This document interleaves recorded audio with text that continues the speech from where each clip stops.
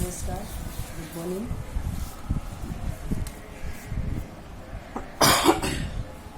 सिंधु घाटी की सभ्यता के पतन के बाद हमारे देश में जिस सभ्यता का उदय हुआ उसे आर्य सभ्यता या वैदिक सभ्यता कहते हैं। इस सभ्यता के प्रणेता आर्य थे। हम कह आए हैं कि लगभग 2000 ईस्वी सन पूर्वे आर्यों ने सैंधव सभ्यता का अंत कर भारत में एक उच्च कोटि की सभ्यता, संस्कृति एवं साहित्य का विकास किया। प्रश्न उठता है कि आर्य कौन थे, उनका आदि स्थान कहाँ था और उनका भारत में प्रसार किस प्रकार हुआ। ये बहुत प्रश्न ही विवादग्रस्त रहे हैं। आर्य कौन थे? अभी तक यह निश्चित रूप से ही नहीं कहा जा सकता कि आर्य कौन थे और वे भारत में कहाँ से आए। आर्य शब्द का अर्थ होता है पवित्र वश या जन्म वाला।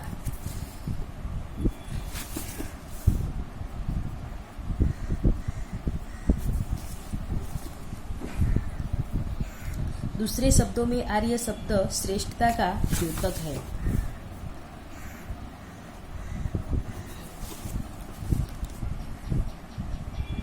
कुछ विद्वानों ने कहना है कि संस्कृत, लैटिन, ग्रीक तथा अन्य इंडो यूरोपियन भाषाओं के शब्दों में पर्याप्त समानता पाई जाती है। अंततः इन भाषाभाषियों के पूर्वज संभवतः एक ही मूल जाति के रहे होंगे। आर्य शब्द उस जनसमूह या प्रजाति को संबोधित करता है। जो आर्य शब्द है ना, वो जनसमूह या प्रजाति को संबोधित करता है जिसका शारीरिक गठन एक विशेष प्रकार का होता है। आर्य लोग लंबे कद के और अच्छे दिल डोल के होते हैं। इनका रंग गोरा तथा नाक लंबी होती है। भारत, ईरान तथा यूरोप के विभिन्न देशों के निवासी इन्हीं आर्यों की संतान माने जाते हैं। सर्वप्रथम आर्य शब्दों का प्रयोग वेदों के लिखने वालों ने किया। उन्होंने अपने को आर्य यानी श्रेष्ठ, उन्होंने अपने को आर्य तथा विरोधियों को दस्यु या दास कहा है, यानी कि वे लोग अपने को अनार्यों से अधिक श्रेष्ठ और कुलीन समझते थे। आर्य लोग शीतोष्ण कटिबंध के निवासी थे। दूध, मांस तथा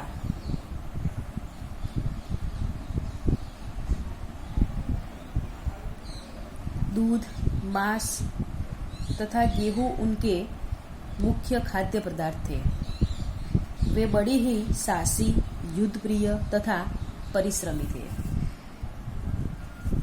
आर्यों का आदि स्थान।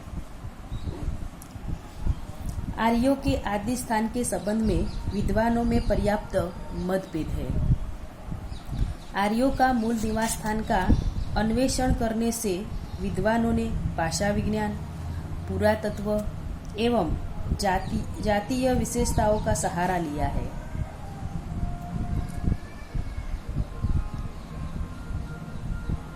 और विभिन्न निष्कर्ष पर पहुंचे हैं, जो इस प्रकार है। आर्य भारत के मूल निवासी।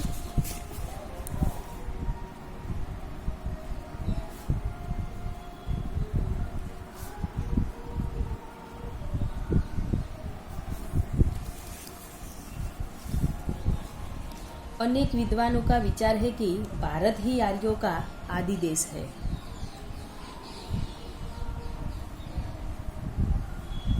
वे कहीं बाहर से भारत नहीं आए। वे भारत से पश्चिम की ओर गए और तब उनका मध्य एशिया तथा यूरोप की अन्य जातियों से संपर्क स्थापित हुआ। वे भारत से पश्चिम की ओर गए और तब उनका मध्य एशिया तथा यूरोप की अन्य जातियों से संपर्क स्थापित हुआ। ऐसे विद्वानों ने महामहोपाध्याय पंडित गंगानाथ झा, D.A. त्रिवेदी, डॉक्टर अविनाश चंद्र दास तथा बाबू संपूर्णानंद के नाम उल्लेखनीय है। पंडित गंगानाथ झा के अनुसार आर्यों का मूल स्थान ब्रह्मदेश था। श्री त्रिवेदी ने मुल्तान प्रदेश में देविका नदी की घाटी में आर्यों का मूल स्थान बताया है। डॉक्टर अविनाश चंद्र दास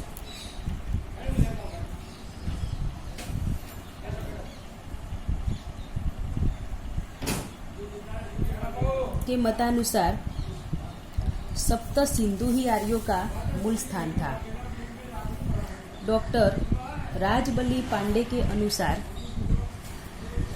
आर्यों का मूल निवास स्थान मध्य देश था। कुछ अन्य विद्वानों के अनुसार कश्मीर और गंगा का मैदान ही आर्यों का आदि स्थान था। इस वर्ग के विद्वानों का तर्क है कि आर्य ग्रंथों में आर्यों के कई बाहर से आने की चर्चा नहीं है और न अनुश्रुतियों में ही उनके कहीं बाहर से आने की ओर संकेत है। ऋग्वेद में अनेक ऐसे प्रमाण मिलते हैं जिनसे यह सिद्ध होता है कि इसकी रचना करने वाले व्यक्तियों का निवास स्थान पंजाब तथा उसके निकट प्रदेश रहा होगा। पौराणिक प्रमाणों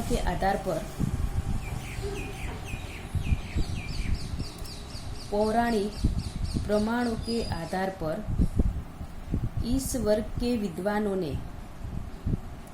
भारत को आर्यों का मूल निवास स्थान बताया है, परंतु इसके पक्ष में प्रस्तुत तर्क अकाट्य नहीं है। भारतीय साहित्य इस संबंध में मौन है। बलूचिस्तान में द्रविड़ भाषा का प्रचलन है, जिससे स्पष्ट है कि अधिकांश भारत में आर्य भाषा का प्रचलन नहीं था। मोहेंजोदड़ो तथा हड़प्पा की सभ्यता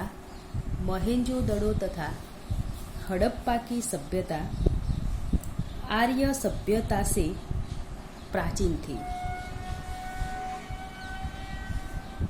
जो अनार्य सभ्यता थी। तो किस प्रकार यह स्वीकार किया जा सकता है कि आर्यों का आदि देश भारत था?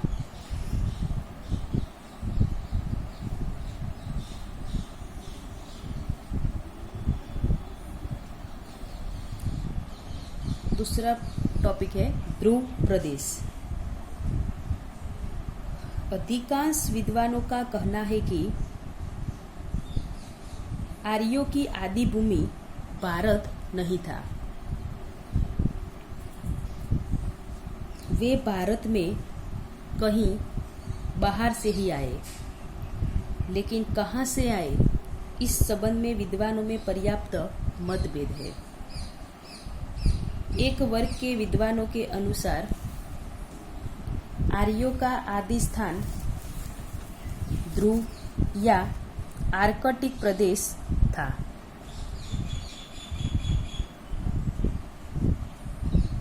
दूसरे वर्ग के विद्वानों के अनुसार आर्य मध्य एशिया के आदि निवासी थे।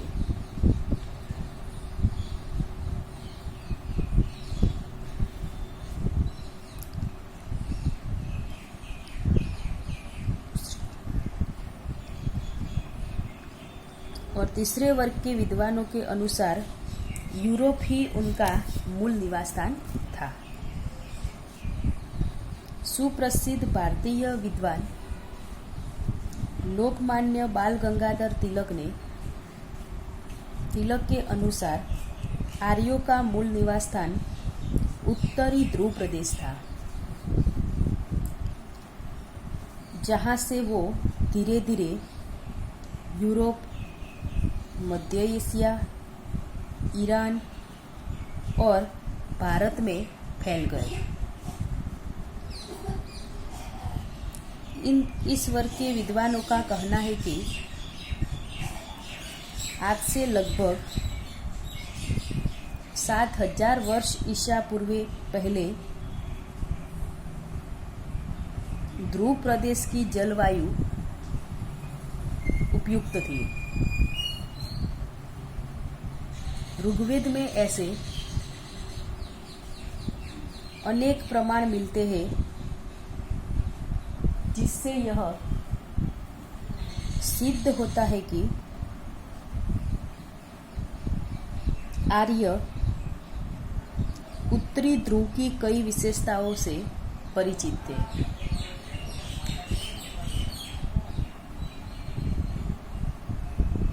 जैसे वे लंबे दिन रात के बारे में जानते थे। ऋग्वेद में कुछ नैसर्गिक प्राकृतिक दृश्यों का वर्णन है, जिनमें 6 महीने के दिन और 6 महीने की रात का उल्लेख है।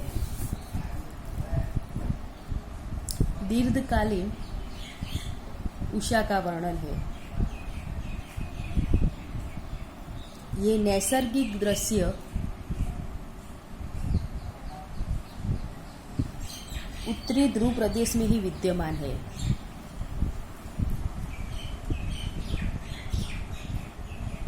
पारसियों के प्रसिद्ध धर्म ग्रंथ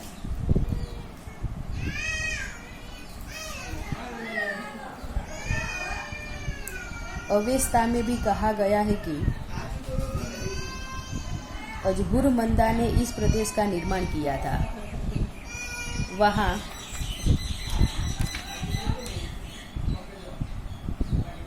दीर्घकाल का सर्दी पड़ती थी। हिम वर्षा से उत्पन्न कठिनाइयों के कारण आर्यों को इस प्रदेश को छोड़ना पड़ा। यद्यपि यही इस सिद्धांत में पर्याप्त मौलिकता है, तथापि विद्वान इस सिद्धांत को स्वीकार नहीं करते। आलोचक को कहना है कि साहित्य में कल्पना के आधार पर अलौकिक दृश्यों का वर्णन किया जाता है और ऐसे दृश्यों को आर्यों के आदि स्थान के सिद्धांत का आधार नहीं बनाया जा सकता। यदि आर्य ध्रुव प्रदेश के मूल निवासी होते तो वे अपने साहित्य में तो उसका उल्लेख अवश्य करते।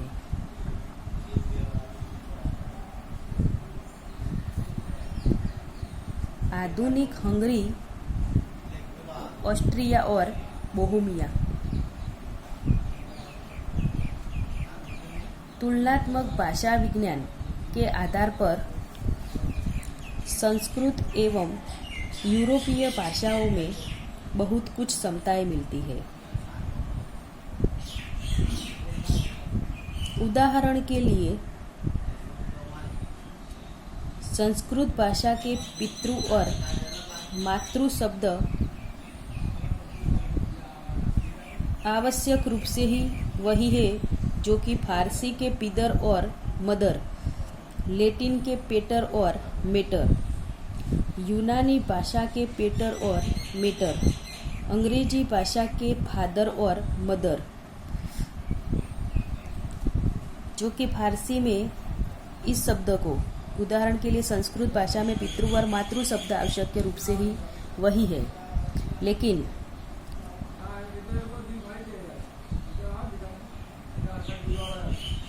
जो कि फारसी के पिदर और फारसी भाषा में मातृ और पितृ शब्दों को पिदर और मदर, लैटिन के लैटिन भाषा में पेटर और मेटर, यूनानी भाषा के पेटर और मेटर,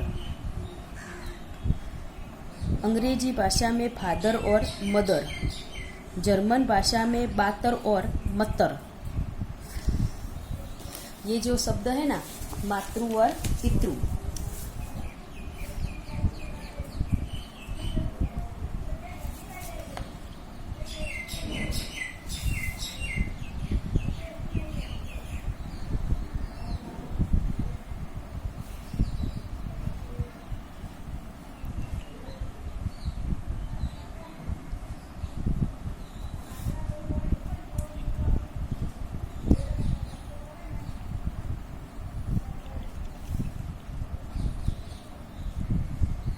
पेटर और मेटर, यूनानी पेटर और मेटर, अंग्रेजी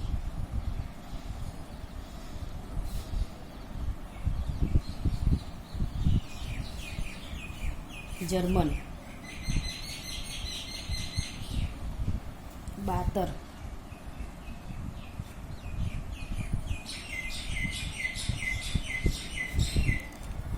इस आधार पर विद्वान बतलाते हैं कि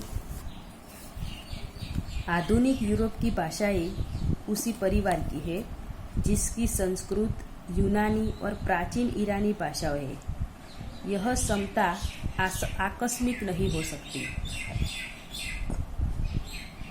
इन विधि भाषाओं के बोलने वाले के पूर्वज अत्यंत प्राचीन काल में से ही एक ही स्थान पर निवास करते थे और एक ही भाषा बोलते थे।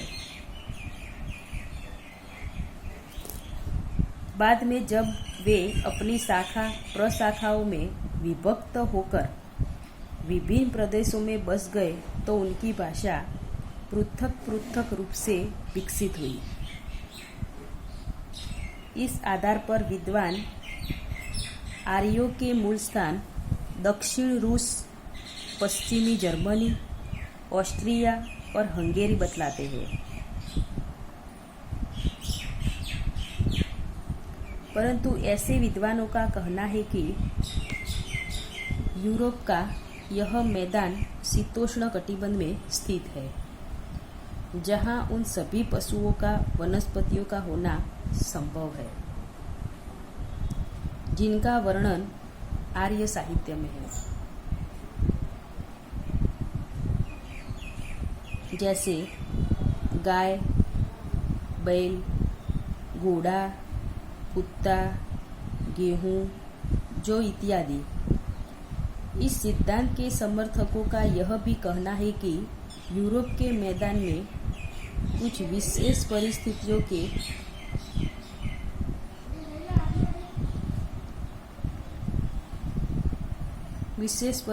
के उत्पन्न होने पर उन्होंने अपने मूल निवास स्थान का परित्याग कर अन्य देशों की ओर प्रस्थान किया।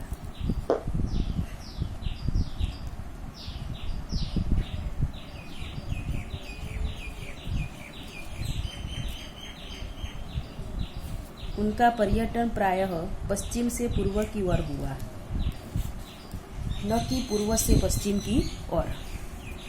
इन विद्वानों के अनुसार यूरोप के आर्यों की जनसंख्या भारत, ईरान तथा मध्य एशिया के आर्यों की जनसंख्या से कहीं अधिक है।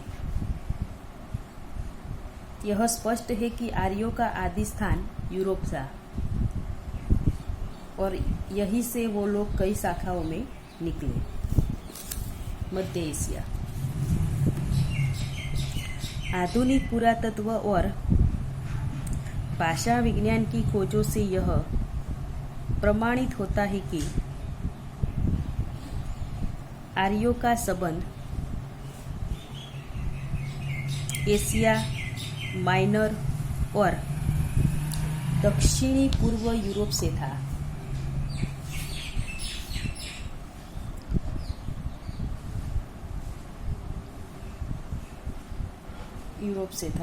प्रोफेसर मैक्स मुलर ने जोरदार शब्दों में यह बतलाया है कि आर्यों का मूल निवास स्थान मध्य एशिया था। ईरानियों के धर्म ग्रंथ अवेस्ता और वेद की भाषा में अनेक समताएं हैं। उनमें घोड़े, गौओं, नाव, पीपल के वृक्ष तथा देवी देवताओं के एक से एक उल्लेख मिलते हैं। इस आधार पर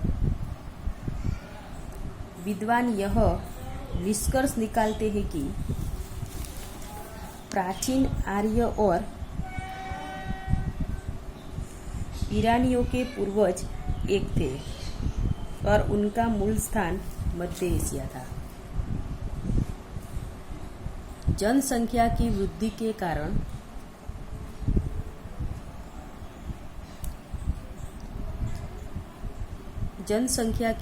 के कारण उन्हें अपना घर छोड़ना पड़ा।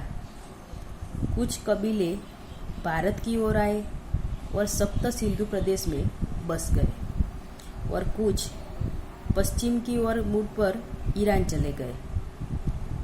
डॉक्टर व्हीलर ने इस मत का समर्थन किया है।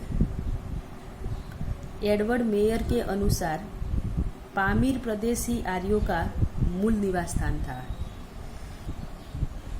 तो ब्रेडेस्टीन का कहना है कि यूराल पर्वत के दक्षिण में किर्गिज स्टेप्सी आर्यों का आदि स्थान था, लेकिन आलोचकों ने इस सिद्धांत का खंडन किया है और बताया है कि मध्य एशिया में जल का अभाव था तथा वहाँ की भूमि उपजाऊ नहीं थी।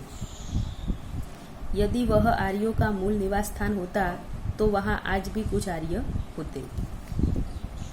अगला पॉइंट है एशिया माइनर। एशिया माइनर के बोगसकोई नाम के स्थान के कुछ अभिलेख है। ये 1400 ईस्वी सन पूर्व के बताए जाते हैं। इन अभिलेखों में ऐसे राजा और देवताओं के उल्लेख है कि जिनके तौर तरीके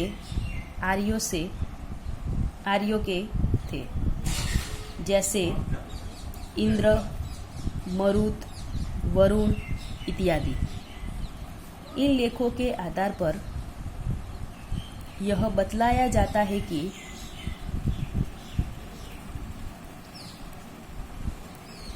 आर्य भारत में आने से पूर्व एशिया माइनर के निवासी थे, परंतु कुछ अन्य विद्वान यह बतलाते हैं कि भारतीय आर्यों का एशिया माइनर के लोगों के साथ व्यापारिक एवं सांस्कृतिक संबंध था, जिसका प्रभाव एशिया माइनर के लोगों के धर्म और भाषा पर भी पड़ा। अंततः यह बताना कठिन है कि आर्य एशिया माइनर से आए या यहाँ से वहाँ गए।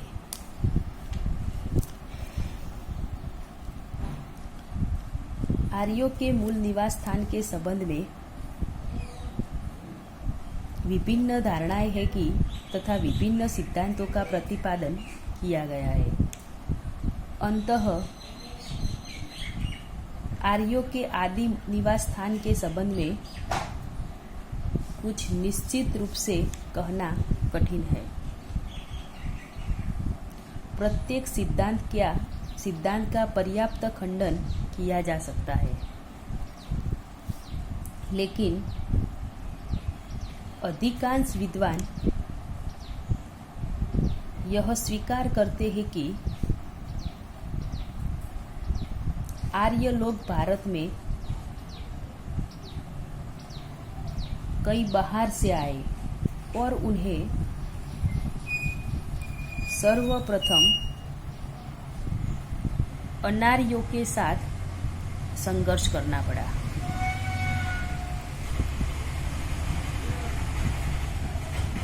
आर्यों का मूल अभिजन कहीं भी हो, लेकिन अधिकांश विद्वान यह मानते हैं कि आर्य बाहर से ही इस देश में आए। आधुनिक विद्वान मानते हैं कि लोगों का मूल निवास स्थान कैस्पियन सागर के पूर्व में आक्सस नदी के तटवर्ती प्रदेश में था, जहां से उनकी अनेक शाखाएं अनेक धाराओं में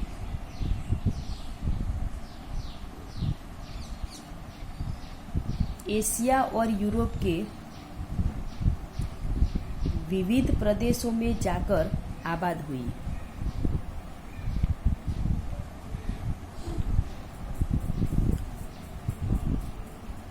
आर्यों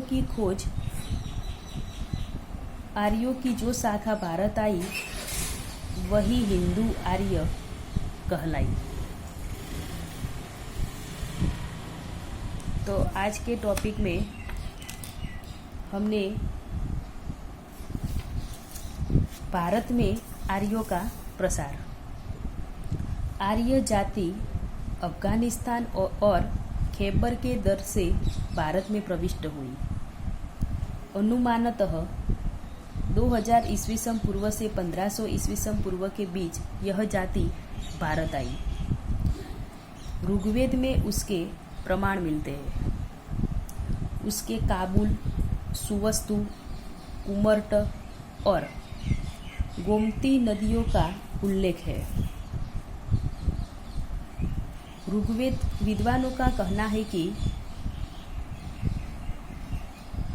आर्य लोग एक ही बार विशाल समूह में भारत नहीं आए,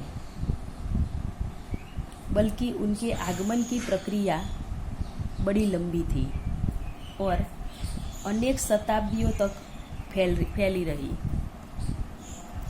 आर्य बर्बर आक्रमणियों के रूप में नहीं आए, बल्कि अपने पशु परिवार और गृहस्थी के सभी उपकरणों के साथ शांति प्रिय प्रवासी के रूप में विभिन्न टोलियां बनकर आए। इन देश में आने से पहले ही आर्य उच्च कोटि की सभ्यता विकसित कर चुके थे। यहाँ आने पर उन्हें आर्यों से भिन्न जाति के साथ युद्ध करना पड़ा। वेदों में उन्हें दस्यु या दास कहा गया है, जो संभवतः आर्य थे और सैंधव सभ्यता के प्रवर्तक थे। वे रंग में काले थे और उनकी नाक छोटी थी। वे नगर, पुर और दुर्ग जैसे सुरक्षित स्थानों में राजा और मुखिया के अधीन रहते थे। आर्यों ने उन्हें पराजित कर अपनी सत्ता स्थापित की। उन्होंने सर्वप्रथम अफगानिस्तान और पंजाब में अपनी बस्तियां कायम की। सिंधु, झेलम, चेनाब, रावी, ब्यास, सतलज और सरस्वती, इन 7 नदियों से सिंचित होने के कारण पंजाब का यह भाग सप्त सिंधु कहलाता है।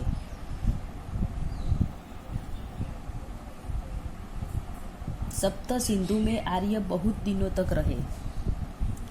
वहां से धीरे धीरे दक्षिण पूर्व की ओर बढ़े। उन्हें अनायों से युद्ध करना पड़ा, परंतु अंत में आर्यों की ही विजय होती गई। आर्यों ने सरस्वती, तसदुती नदियों के बीच में भाग को जीता और उनका नाम ब्रह्मवत रखा, जिसके बाद उन्होंने गंगा जमुना के दोआब पर विजय प्राप्त की और उनका नाम ब्रह्मर्षि रखा। हिमालय और विंध्य पर्वत के बीच भूभाग को जीतकर उन्होंने उनका नाम आर्यव्रत रखा, जिसके बाद उन्होंने बिहार और बंगाल के पूर्वी भाग में प्रवेश किया और वहां अंग, बंग, बुंध्य, कलिंग और पुंड राज्य स्थापित किया। दक्षिण भारत में आर्य सबसे पीछे पहुंचे। इस प्रकार संपूर्ण भारत में आर्यकाल फैल गए। भारत में आकर आर्यों ने जो सभ्यता विकसित की उसे ही वैदिक सभ्यता कहा जाता है, क्योंकि इसका परिज्ञान वैदिक साहित्य से होता है।